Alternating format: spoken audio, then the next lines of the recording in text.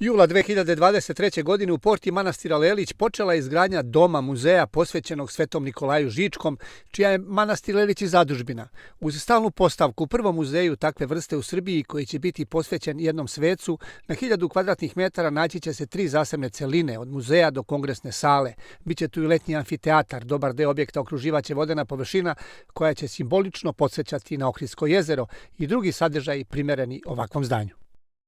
Blagoslovom Božijim, blagoslovom našeg episkopa Valjevskog gospodina Isihija, 2023. godine, kao što ste rekli, smo krenuli u gradnju doma Svetog vladike Nikolaja, to jeste muzeja koji je sastavljen iz 3 celine, gde će biti na prvom mestu postavka njegove zaostavštine koja je ostala iza njegovog zemaljskog života. Drugi deo će biti biblioteka manastira i treći deo je planiran da bude jedna multifunkcionalna sala koja će se moći koristiti i za neke druge izložbe, a i za naučne skupove kako Svetog vladike Nikolaja, reči i dela, tako i Svetog oca Justina koji je ovde blizu, a i za neke druge naučne skupove koji priliče i dolikuju manastirskoj svetinji. Ovakva vrsta muzeja, ako tako mogu da kažem, je apsolutno jedinstvena kod nas. Pa da, molbom episkopa našeg i bratstva manastira mi smo angažovali projektanta gospodina Vladislava Lelickog iz Beograda i kada smo mu objasnili i pokazali gde bi to trebalo da bude u manastirskoj porti i šta bi to trebalo da predstavlja, onda je on dao ovo rešenje velelepno koje i mi nismo bili svesni kada smo vidjeli, što ste vi rekli, na slici i na papiru kako će to izgledati. Znači, njegov motiv je bio da to izgleda kao molitve na jezeru, zato ima ovo jezero ispred. Znamo da je vladika Nikolaj bio episkop ohridsko i bitojski, ostaje veliki pečat naše crkve u tom delu naroda srpskog, tako da, eto, Božijom voljom to se već odvija i realizuje i taj projekat se, da kažemo, vidi da se bliži kraju.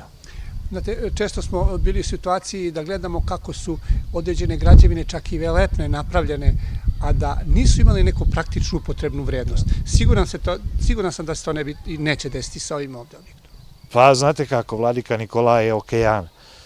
On je naše sunce i on je, kako ga mnogi nazivaju danas, on je najveći Srbin posle Svetoga Save i stub, da kažemo, pravoslavlja, tu je opet otac Justin Ćelijski koji je drugi stub pravoslavlja, to su najveća 2 mislioca, teologa, filozofa 20. veka, možda i mi nismo ni svesni šta imamo u našem, da kažemo, rodnom kraju, u našem komšiluku, nismo ni svesni kakve svetitelji i kakve gromade imamo.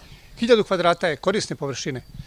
Da, kažem, 1000 kvadrata korisne površine i tu će spadati te 3 celine koje sam rekao i druge tehničke prostorije koje su potrebne da to sve funkcioniše kako treba.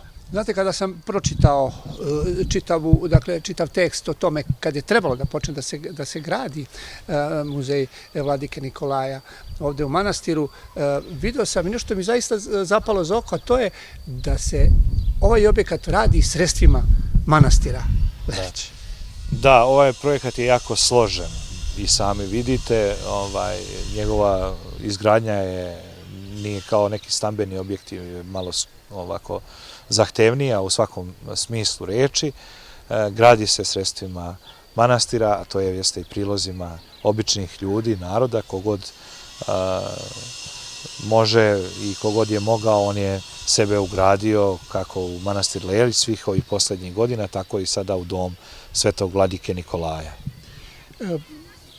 Ja sam optimista i gledajući kako sve ovo napreduje, može biti da će do kraja ovog leta gospodnjeg sve biti gotovo. Pa verujemo u Boga i verujemo u blagoslov Svetog vladike Nikolaja, a i u trud ovih vrednih ljudi koji ovde su angažovani svakodnevno. Objekat se gradi od prirodnih materijala, od cige, kamena i drveta i naravno svi drugi. Opet kažem da je jako zahtevan i njegovo izvođenje ovako malo duže traje.